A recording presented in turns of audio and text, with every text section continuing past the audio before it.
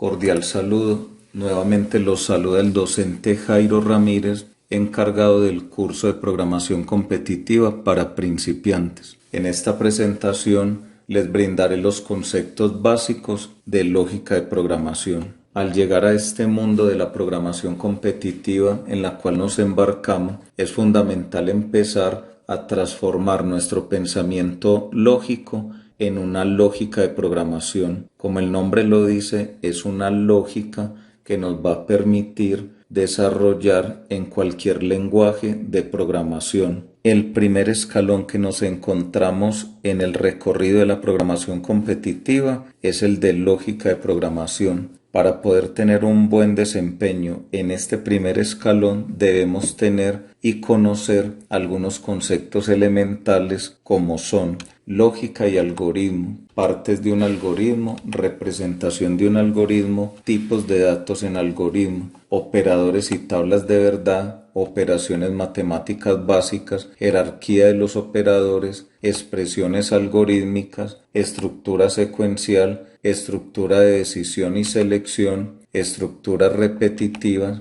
y pruebas de escritorio. A partir de este momento empiezo a dar algunas definiciones, algunos ejemplos para que entendamos cada uno de esos conceptos fundamentales de la lógica de la programación. El primero es el término lógica, que viene del griego logos, que significa estudio o tratado racional, y así el objeto de estudio de esta disciplina es el razonamiento y este se expresa mediante el lenguaje. Por lo tanto, la lógica es todo aquello relacionado con la razón o el pensamiento. Y el concepto de algoritmos, que es uno de los conceptos más importantes que vamos a trabajar en este curso, es el conjunto finito de pasos, operaciones o procedimientos secuenciales que sirven para obtener una solución a un problema determinado a partir de ciertas reglas definidas. Todos los algoritmos que vamos a desarrollar van a tener normalmente tres partes. La primera, la entrada, es el lugar donde se relaciona la información que va a ser leída o ingresada. Son los datos que se desconocen y se requieren para realizar los cálculos. El proceso es el lugar donde se realizan las operaciones y cálculos necesarios para alcanzar el resultado esperado. Los cálculos se almacenan en variables a través del signo igual. La salida es el lugar donde se describe la información que se va a imprimir, la cual dará respuesta a los requerimientos que tenía el algoritmo al empezar. Todos los algoritmos deben cumplir las siguientes características. Debe ser finito, tiene un inicio y un fin determinado. Debe ser definido, debe ser muy claro la definición del problema. Debe ser preciso, debe dar una solución corta al problema. Debe ser legible, cualquier persona que lea su código debería entenderlo. Debe ser eficiente, realizar todas las operaciones solicitadas en el menor número de instrucciones posibles. Debe ser general, debe soportar y dar solución a múltiples problemas similares al ejercicio planteado. Y debe ser neutral de material, se puede plasmar una solución de un algoritmo en papel, en el tablero, en un computador o en un microcontrolador. Representación de un algoritmo a través del pseudocódigo. Un pseudocódigo es un lenguaje lo más cercano posible a un lenguaje de programación. Todos los algoritmos tienen un inicio, unos datos de entrada, un proceso, unos datos de salida y un fin. Vamos a leer las variables separadas por coma. Vamos a realizar los cálculos y los vamos a guardar en una variable a través del operador igual y vamos a imprimir la variable que tiene el cálculo. En estos dos ejemplos se pueden ver el primero, pide un precio de compra y un precio de venta y calcula e imprime la ganancia. En una línea se leen las variables, en una línea se hacen los cálculos y en una línea se imprime la variable que tiene el resultado. En el siguiente algoritmo se leen tres números, se calcula y se imprime la suma de dichos números. En los flujogramas se utilizan algunos símbolos para reemplazar instrucciones o comandos. Por ejemplo, el inicio y el fin tienen un mismo símbolo.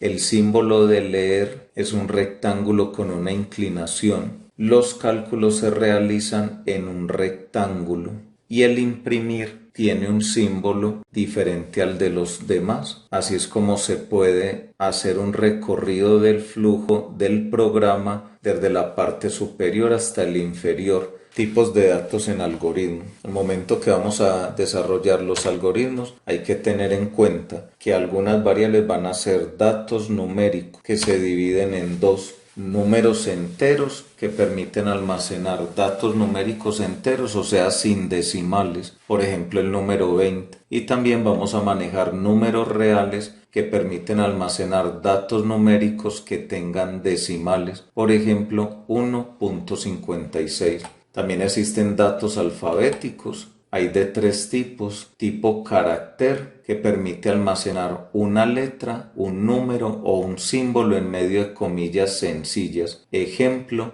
la S. Cadena, permite almacenar varios caracteres en medio de comillas dobles. Por ejemplo, un nombre como Miguel Ángel va dentro de comillas dobles. Alfanumérico, combinación de letras y números, por ejemplo, una dirección. Datos booleanos, permiten almacenar aquellos datos que tengan solo valores de verdadero o falso, 1 o 0, falso o verdadero, entre otros. Operadores aritméticos. La mayoría de algoritmos que vamos a desarrollar tienen operaciones matemáticas, y para que una computadora entienda esas operaciones, nosotros debemos saber cuáles son los operadores que nos sirven para realizar dicha operación.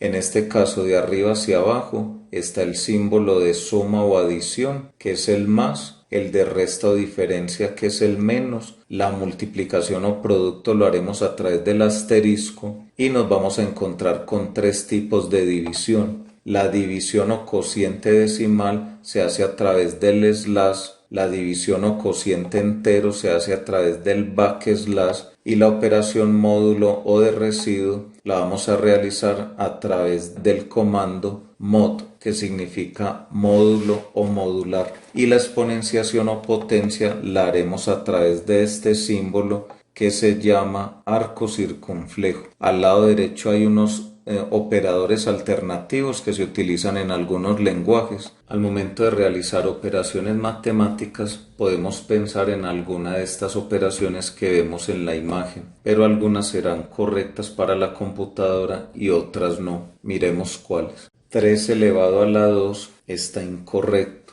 porque el operador aritmético de la potencia es el arco circunflejo. Por lo tanto, esta expresión sí está correcta. 4 dividido 5 es incorrecto, lo mismo que 4 sobre 5. Son operaciones matemáticas, pero no son expresiones entendidas por una computadora. El operador aritmético para la división es el slash, por lo tanto, esta expresión está correcta. Y finalmente, 5 por 8 es incorrecto, porque el operador aritmético para la multiplicación es el asterisco. Por lo tanto, esta expresión está correcta. Existen unos operadores lógicos que me permiten hacer una comparación entre dos valores y dos variables. Los operadores lógicos son mayor, menor, mayor o igual, menor o igual, igual o diferente. Aquí hay algunos ejemplos de comparación, y al lado derecho hay unos ejemplos en el lenguaje Python. Ya que vimos algunos operadores aritméticos, vamos a profundizar en los tres tipos de división que existen dentro de la lógica de programación. La primera es la división decimal, y es la división normal que realiza uno en una calculadora o en un celular. Simplemente es tomar el resultado y tratar de manejar dos decimales, o sea, hacer una aproximación a dos decimales. Por ejemplo, 51 sobre 2 es igual a 25.5. La división entera se representa con el signo backslash. Esta división no tiene en cuenta los decimales del resultado, no importa su valor decimal. Aquí no se aplican los conceptos de aproximar o redondear, sino que se aplica el concepto de truncamiento. Al dividir 51 sobre 2, la respuesta en decimal sería 25.5. En la parte entera simplemente es quitarle el punto 5. Es conocida como división de residuo debido a que usa el residuo de la división de dos valores enteros para arrojar un resultado. Por ejemplo, 51 modular 2 es igual a 1. Normalmente se usa el operador de porcentaje o la palabra mod. 51 dividido 2 me da 25. Al multiplicar el 25 por 2 me da 50. Para llegar a 51, el residuo es 1. En esta tabla hay ejemplos de los tres tipos de división. Al lado izquierdo está la operación a resolver, 11 dividido 6. En la segunda columna está el resultado con decimales. En la tercera columna está la respuesta entera, quitando los decimales, y en la última columna está el residuo de la división o la división módulo. 11 dividido 6 da 1.83333, aproximado 1.83. La parte entera de esa división o de ese resultado es 1. Y en el módulo el resultado es 5. El 6 en el 11 está una vez. 1 por 6, 6 a 11, 5. Ese sería el residuo.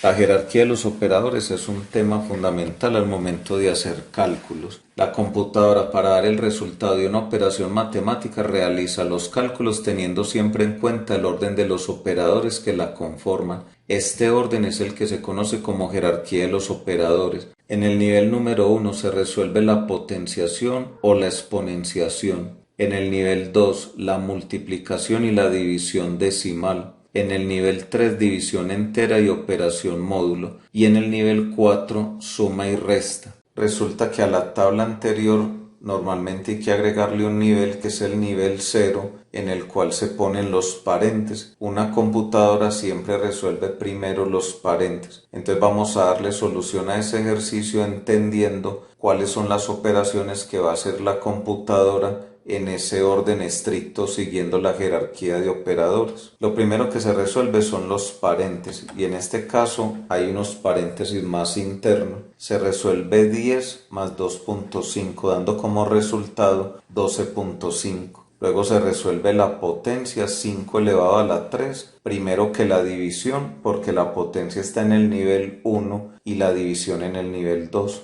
5 elevado a la 3 es 125. Luego se resuelve la última operación que hay entre paréntesis 125 dividido 12.5. El resultado es 10. Observe cómo en la línea 2 y en la línea 4 desaparece el paréntesis. Cuando un paréntesis tiene solo un término y no tiene ninguna operación por realizar, el paréntesis desaparece. Luego en esta línea vamos a resolver la potencia que está en el nivel 1 y luego vamos a entender algo importante.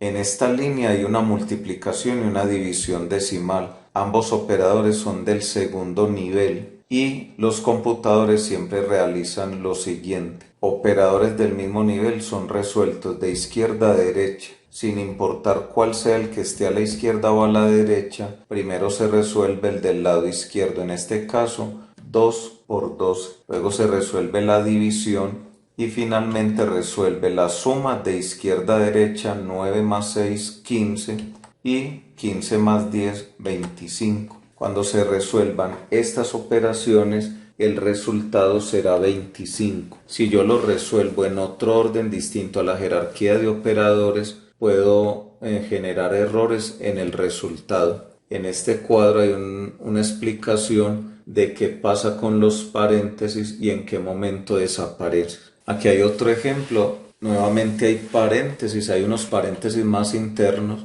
y dentro del paréntesis más interno hay dos divisiones. Se resuelven de izquierda a derecha. 41 sobre 2, luego 20.5 sobre 5 y quedándome la suma de 4.1 más 2.9. Al quedar un solo resultado, 7, el paréntesis desaparece y ya me quedaría dentro de estos paréntesis la operación 7 modular 3. El 3 en el 7 está dos veces. 2 por 3, 6 a 7, 1. Ese es el resultado.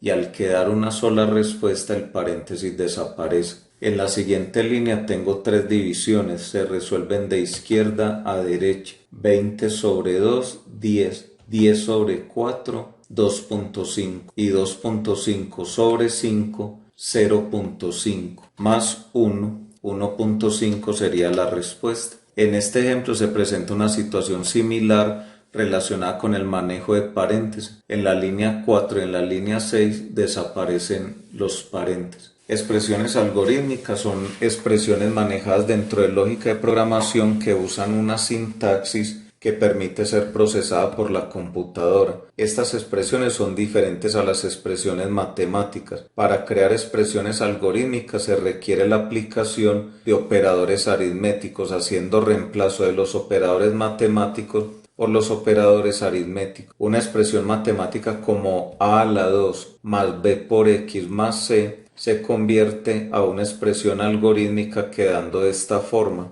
a elevado a la 2 utilizando el arco circunflejo más b multiplicado por x utilizando el operador asterisco más c. Este es uno de los ejemplos más fáciles y claros de cómo convertir una expresión matemática en una expresión algorítmica. Recuerde que la computadora solo le va a entender expresiones algorítmicas.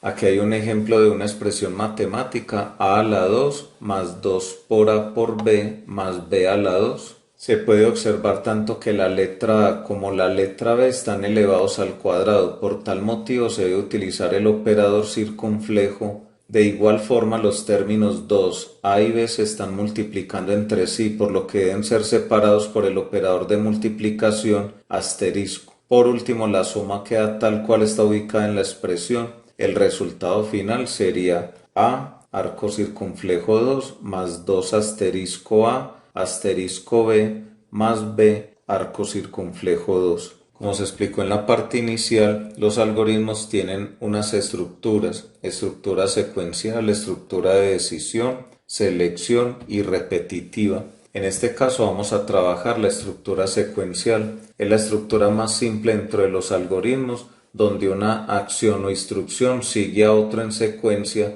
hasta llegar al fin del algoritmo. Esta estructura consta de tres partes primordiales: los datos de entrada, el proceso y los datos de salida.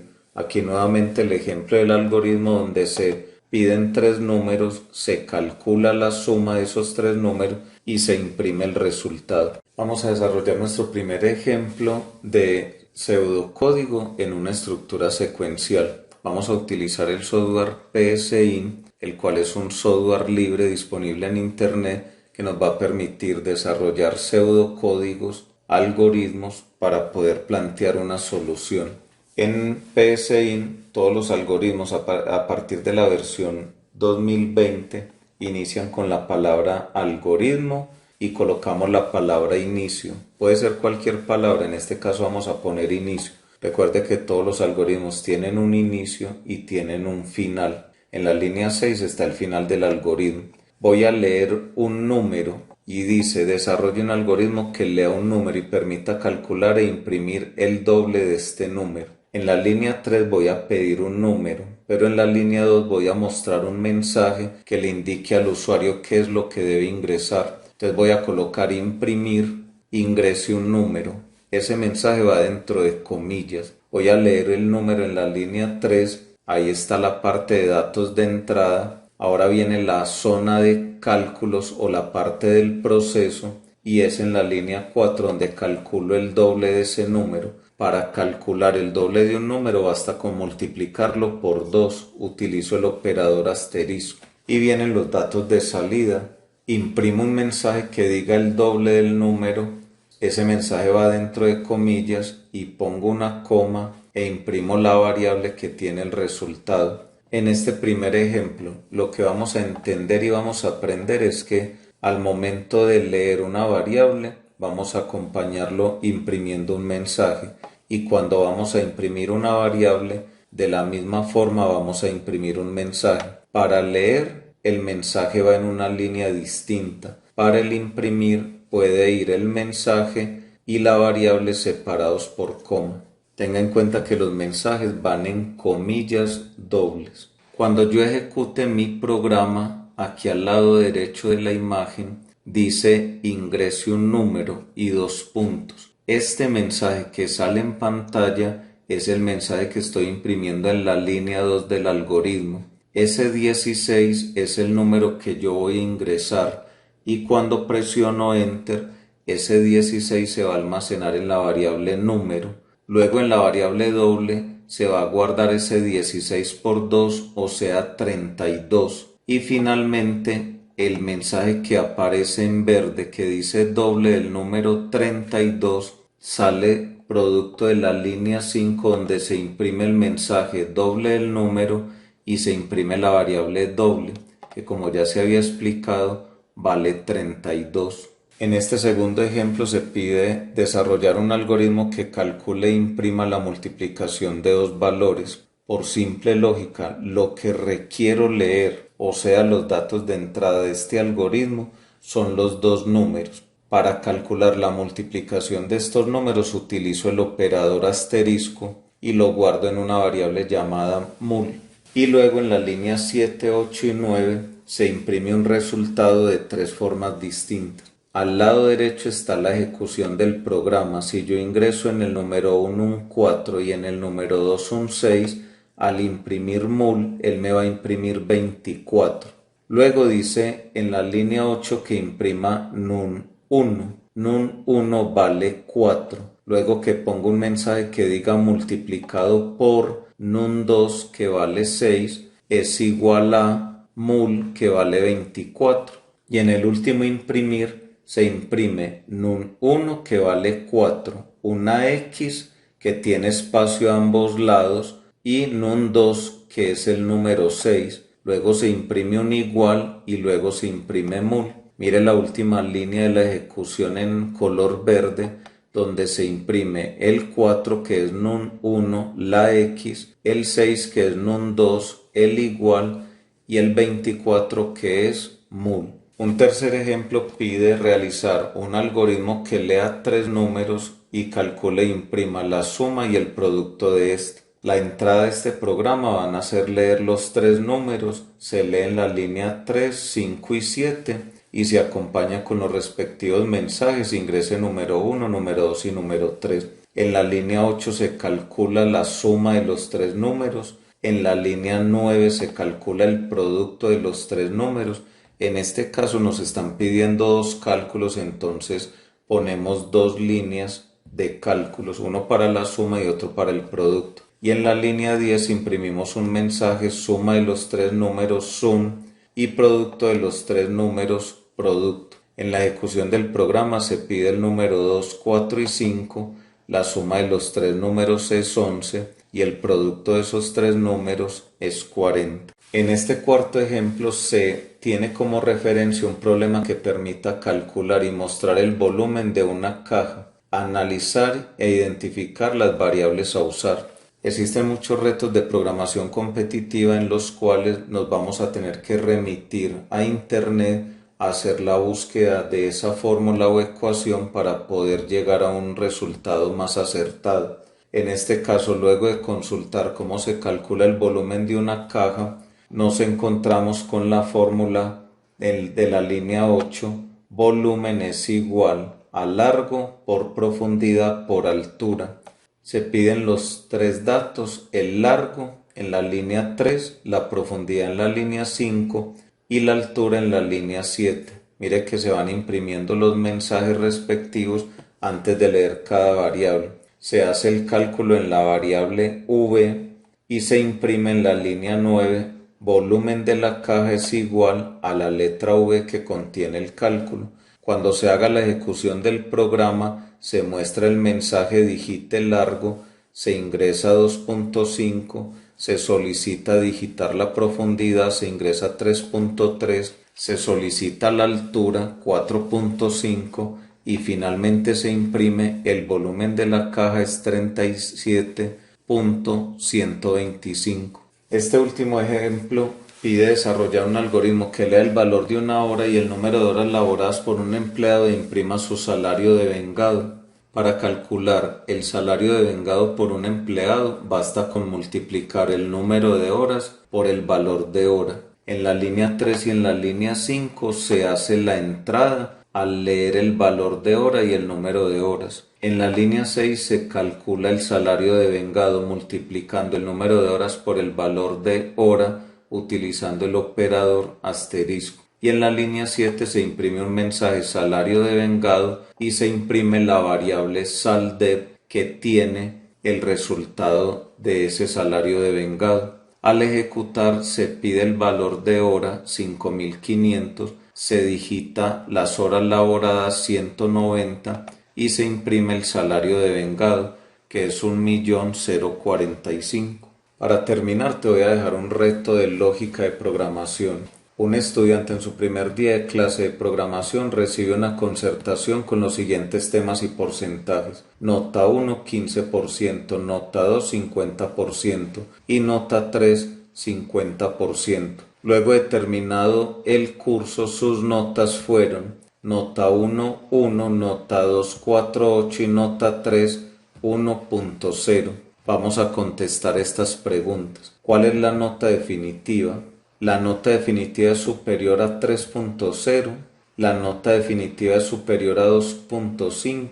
Ayúdale a este estudiante a conocer su nota definitiva donde él sepa si aprobó o no la asignatura.